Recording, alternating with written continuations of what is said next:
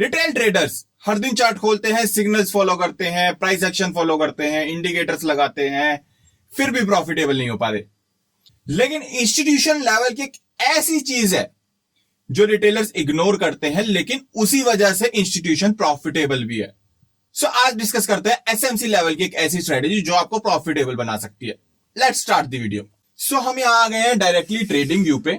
अब trading view पे आने के बाद हमें करना क्या है, यहां मैंने निफ्टी का चार्ट खोल लिया है।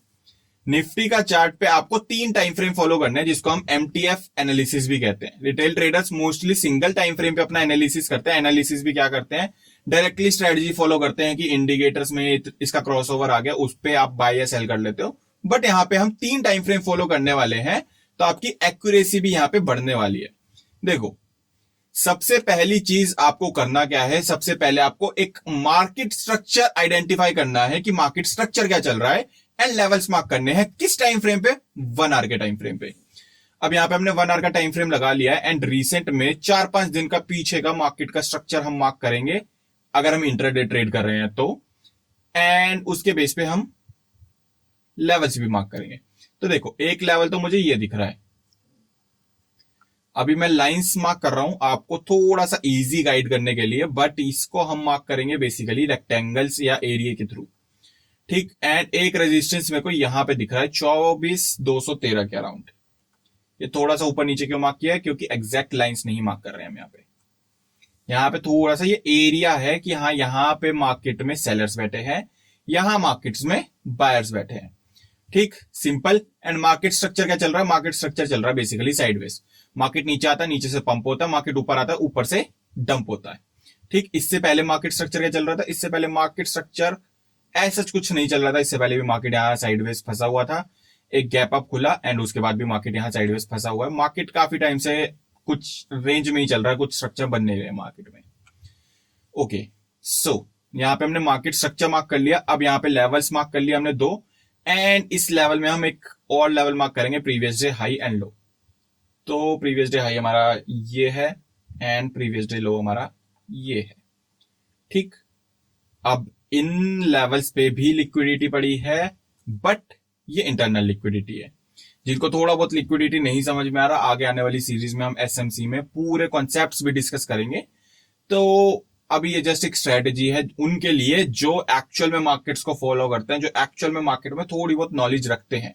अगर बिल्कुल बिगिनर हो तो आने वाली वीडियोस में प्रॉपर समझ में आएगा कि मैंने इस वीडियो में क्या बात करी है। इस वीडियो को स्किप कर सकते हो, कोई इश्यू नहीं है। लेकिन थोड़ी बहुत भी नॉलेज है मार्केट्स की, मार्केट किस तरीके से वर्क करती है, तो ये एक इंटरनल लिक्विडिटी है हमारे पास। ये लेवल्स क्यों, क्योंकि ये एक बड़े टाइम फ्रेम के बड़े स्ट्रक्चर के अंदर है। ठीक, एंड ये हमारी एक्सटर्नल लिक्विडिटीज है, जिसको थोड़ा बहुत भी ये है। हाँ, मेरी पुरानी वीडियोस जाके देख लेना, उस पर भी आपको थोड़ा बहुत समझ में आ जाएगा कि हाँ, मैं क्या डिस्कस कर रहा हूं। तो हमारे पास ये 4 लेवल्स निकल के आ गए, बट हमारे लिए इंपॉर्टेंट लेवल कौन से हैं? इंपॉर्टेंट लेवल्स हैं ये बाहर वाले। ठीक, अब हमें इतना तो समझ में आ गया कि मार्केट यहां आएगा तो बाय करना है, यहां आएगा तो सेल करना है, लेकिन कब करना है एंड स्टॉप लॉस क्या रहेगा वो सब भी डिस्कस करेंगे। अब देखो, मार्केट स्ट्रक्चर बेसिकली 3 तरीके के होते हैं, up trend, down trend, sideways. लेकिन ऑर्डर फ्लो हमारे पास या तो बाइंग आती है या सेलिंग आती है। ठीक, मार्केट ऑर्डर फ्लो या तो पॉजिटिव होगा या नेगेटिव होगा। अब इस केस में अब यहां से लेके यहां तक का ऑर्डर फ्लो अगर हम देखें तो ये नेगेटिव चल रहा है, इससे पहले यहां पॉजिटिव चल रहा था। ओके, सो अगर हम कल के लिए बायस बनाएंगे कि कल मार्केट में मेरे को बाइंग करनी है या सेलिंग करनी है, तो हमारे पास एक रेंज है मार्केट में, यहां से सेल करना है, यहां से बाय करना है, एंड यहां से मार्केट गिरता हुआ आ रहा है, ऑर्डर फ्लो नेगेटिव चल रहा है, तो कल के लिए मैं सेल साइड का ही ट्रेड प्लान करूंगा। इधर मार्केट यहां इंटरनल लिक्विडिटी लेके जाए, या फिर इधर मार्केट इस लेवल को ब्रेक करे। दोनों ही केस में मैं सेल प्लान करूंगा, दोनों ही केस में मैं सेल प्लान करूंगा। एंड अगर मार्केट इसको ब्रेक करता है तो हमारा टारगेट ये रहने वाला है, मार्केट यहां से लिक्विडिटी लेके जाता है तो हमारा टारगेट ये रहने वाला है। बट ट्रेड कैसे प्लान करेंगे उस पर भी आते हैं। ट्रेड हम प्लान करेंगे एग्जैक्ट जहां पे लिक्विडिटी स्वीप आएगा, रिटेलर्स के लिए एसएल हंटिंग जहां पे होती है। अब सिंपल सी एक चीज समझो, इसको मैं डिलीट कर देता हूं। मार्केट में जब तक ये चीज नहीं बनी थी, ये चीज नहीं बनी थी, तब तक हमारे लिए ये लेवल था, हाँ या ना? अब तब तक हमारे लिए ये लेवल था, तो इसके नीचे लोगों के एसएल्स पड़े होंगे। बड़े प्लेयर्स नहीं चाहेंगे, अगर उनके एसएल्स यहां पड़े हैं तो बड़े प्लेयर्स नहीं चाहेंगे मार्केट इसके नीचे पुश हो। ठीक, तो वो क्या करेंगे, मार्केट जैसे ही यहां आएगा, बायर्स जो है वो एक्टिवेट होंगे एंड इसको पंप करेंगे। ठीक, कब पंप करेंगे, एक्चुअल में जब इसको ब्रेक करेगा, यहां पे एसएल कटने शुरू होंगे तब पंप करेंगे। क्यों? अब सिंपल सी एक चीज समझो, अगर मेरे को बाइंग करनी है तो ऑब्वियसली मैं सपोर्ट के आसपास बाय करूंगा, लेकिन अगर मैं सपोर्ट के पास से ही यहीं से बाय कर लूंगा, मार्केट थोड़ी सी एडवांस हो गई है, पहले आप यहां से बाय करते कोई इश्यू नहीं था, लेकिन अब ये सबको पता है कि सपोर्ट पे मार्केट आता है तो वहां से बाइंग आती है। अगर मैं यहीं से ऊपर से ही बाइंग कर लूंगा, यहां पे ऑलरेडी और रिटेलर्स भी बैठे हैं बाय करने के लिए, तो मेरे ऑर्डर्स पंच होने के लिए, क्योंकि मेरी quantity as a big player, मेरी क्वांटिटी बहुत ज्यादा है। ठीक, मैं छोटी मोटी क्वांटिटी पंच नहीं कर रहा, मेरी क्वांटिटीज बहुत ज्यादा है, तो अगर मैं पंच करने लगूंगा तो मार्केट भागता हुआ ऊपर जाएगा। लेकिन क्या हो अगर मैं जो रिटेलर्स के स्टॉप लॉसेस हैं, या फिर रिटेलर्स को मैं ऐसा दिखा दूं कि इसने तो सपोर्ट ब्रेक कर दिया मार्केट में। अगर मैं आपको वॉल्यूम्स लगा के दिखाऊं यहां पे,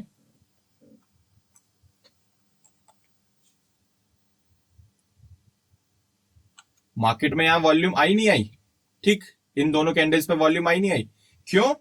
अब यहां तीनों कैंडल पे एक चीज समझो, मार्केट ने क्या दिखाया कि ये तो इसने ब्रेक कर दिया। यहां पे छोटे इंस्टीट्यूशंस या रिटेलर्स ने बाइंग करी होगी यहां पे आते ही। क्यों? क्योंकि सपोर्ट पे आया। यहां उनके मोस्टली एसएल्स कटे, या फिर क्या हुआ, लोगों ने ब्रेकआउट पे सेल किया। जो रिटेलर्स देख रहे थे कि यहां पे मार्केट इस लेवल को ब्रेक करेगा तो सेल करेंगे, उन्होंने सेल किया। बट यहां पे इंस्टीट्यूशंस गेम खेल गए, उन्होंने क्या किया, यहां पे अपने ऑर्डर्स पंच किए बाय साइड के। अब उनको लिक्विडिटी मिल गई, बेचने वाला मिल गया, तो अगर वो लंबी क्वांटिटी बाय भी कर लेंगे, यहां पे लिक्विडिटी अच्छी खासी, लंबी क्वांटिटी बाय भी करेंगे, तो उनके ऑर्डर्स इजीली पंच हो जाएंगे। ठीक, इतना समझ में आया? तो अब यहां से जैसे ही ब्रेक आएगा, डायरेक्ट ब्रेकआउट मींस यहां पे मार्केट पलट सकता है, यहां से बाइंग आ सकती है। अभी हमने बाय नहीं किया, बाय हम कब करेंगे, जब हमें डिस्प्लेसमेंट मिलेगी। डिस्प्लेसमेंट क्या होता है? बेसिकली डिस्प्लेसमेंट होता है कि मार्केट ने किसी लेवल पे अप्रोच किया, बट वहां से स्ट्रॉन्ग रिजेक्शन आया या स्ट्रॉन्ग एक्सेप्टेंस आया। Means basically simple in layman's language, एक लंबी बड़ी कैंडल इज डिस्प्लेसमेंट। ठीक, यहां पे जैसे छोटी छोटी छोटी छोटी रेड कैंडल्स बनती हुई जा रही हैं, ये देखो एकदम से बड़ी रेड कैंडल बनी, this candle is called displacement. ऐसी सिमिलरली ये ग्रीन कैंडल भी हमारे लिए डिस्प्लेसमेंट है। तो मार्केट ने इसको रिजेक्ट किया, एंड रिजेक्ट करने के साथ ही हमारे पास एक डिस्प्लेसमेंट कैंडल आती है, तो हम क्या करेंगे, यहां पे बाइंग करेंगे। ठीक, अब आप यहां बाइंग करो या इस कॉन्सेप्ट को ओवर कॉम्प्लिकेट करके कि हाँ यहां पे ये कैंडल बनी एंड ये एक एफवीजी बन गया, एंड इस एफवीजी के नीचे सपोर्ट पे मार्केट आएगा तो वहां से बाइंग करेंगे, थोड़ा सा लो बाइंग करने के लिए, वो चीज भी आप कर सकते हो। कॉम्प्लिकेट अभी थोड़ा सा नहीं करते, जो बेसिकली मीडियम लेवल पे उनके लिए ये चीज, तो इसको कॉम्प्लिकेट ना करते हो। यहां अगर आप बाइंग करोगे तो आपका सिंपली यहां से मार्केट पंप होता हो जाएगा। ठीक, जो कि हमें दिख भी रहा है, एंड हमारा टारगेट क्या है, ये चीज।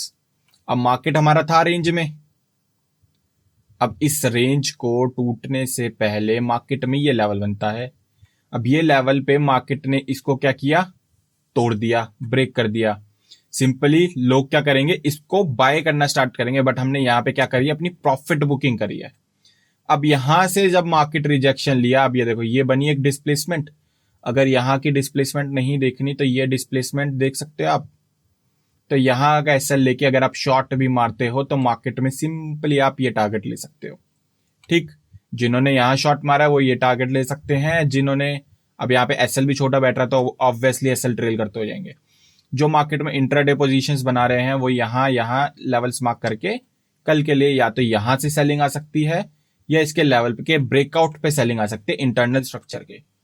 अब पीछे कुछ लोगों की शिकायत थी कि मार्केट जो है कभी भी बढ़ जाता है, कभी भी गिर जाता है। इवन मेरे जो स्टूडेंट्स हैं मेरे को भी कॉल करके कहते हैं कि मार्केट सर कभी भी बढ़ रहा है, कभी भी गिर रहा है, मार्केट्स में कुछ समझ नहीं आ रहा, हो क्या रहा है।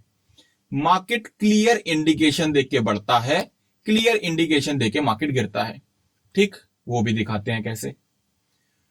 मार्केट में एक क्लियर डाउन ट्रेंड चल रहा था। 1 घंटे के टाइम फ्रेम पे आते हैं। मार्केट स्ट्रक्चर क्या बन रहा है हमारा, यहां से देखते हैं, ये रैली देखते हैं। ठीक, यहां रैली मार्केट ने किया क्या है, देखो पहले तो simply market structure down trend का चल रहा था। मार्केट ने कोई लिक्विडिटी स्वीप नहीं है, कोई किसी को धोखा नहीं दिया, कुछ नहीं किया। बट यहां आने के बाद मार्केट क्या करता है, ये एक हाई दिख रहा है तो ये मेरा एक लेवल है। ठीक, स्विंग हाई स्विंग लो मेरे लिए एक्सटर्नल स्ट्रक्चर, एक्सटर्नल लिक्विडिटी का काम करते हैं। तो ये मेरा स्विंग हाई है। ठीक, ये मेरे लेवल है। मार्केट ने एक स्विंग लो बनाया, ये चीज। ठीक, उसके बाद मार्केट क्या करता है, ऊपर आता है, इस सेम लेवल को मार्केट स्वीप करता है। एंड इस स्वीप के करते ही मार्केट अगले दिन बहुत अच्छा खासा गैप डाउन। ठीक, अभी मैंने आगे क्या सिखाया कि अगर मार्केट यहां पे स्वीप करता है तो हमारा ये एसएल होगा एंड टारगेट हमारा ये होगा। सिंपल सिंपल सी एक चीज और बता दूं, अगर तो मार्केट स्ट्रक्चर क्लियर है तो डिस्प्लेसमेंट जरूरी नहीं है, हो ना हो डिस्प्लेसमेंट के बिना ट्रेड ले सकते हो। डिस्प्लेसमेंट हमारे लिए क्या काम कर रहा है, डिस्प्लेसमेंट हमारे लिए सिर्फ एक कंफर्मेशन का काम कर रहा है कि यहां पे हमें बंदे बैठे हैं सपोर्ट करने वाले। मार्केट स्ट्रक्चर ऑलरेडी हमें क्लियर है, तो हमें पता है कि मार्केट में यहां बंदे बैठे हैं हमें सपोर्ट करने के लिए। तो यहां लिक्विडिटी स्वीप आया तो इसके डायरेक्ट यहां पे बीटीएसटी ले जा सकते हैं। ठीक, सिमिलरली यहां क्या हुआ, मार्केट ने ये तोड़ दिया, हमारा टारगेट पूरा हो चुका है। ठीक, अब हमारे नए जो लेवल्स हैं ये हैं, स्विंग आई हमारा ये बना, स्विंग लो हमारा ये बना। ओके, अब मार्केट ने क्या किया, मार्केट अगेन नीचे गया, मार्केट ने अगेन ऊपर आके इस लेवल को स्वीप किया एंड मार्केट अगेन नीचे भागता हुआ, सिंपली टारगेट अगेन मीट होते हुए। ओके, अब यहां से तो मार्केट स्ट्रक्चर ही चेंज हो गया है।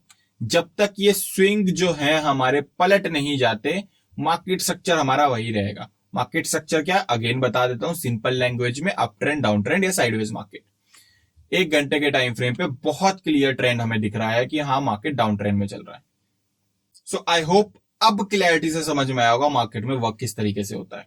कुछ भी डाउट है वीडियो से रिलेटेड, वैसे कुछ डाउट है कमेंट्स करके पूछ सकते हो। कुछ पर्सनल प्रॉब्लम से रिलेटेड डाउट्स है कि सर मुझे मार्केट्स में ये चीज समझ नहीं आ रही, मैंने नीचे व्हाट्सएप नंबर दे रखा है, डायरेक्टली मेरे को व्हाट्सएप कर सकते हो।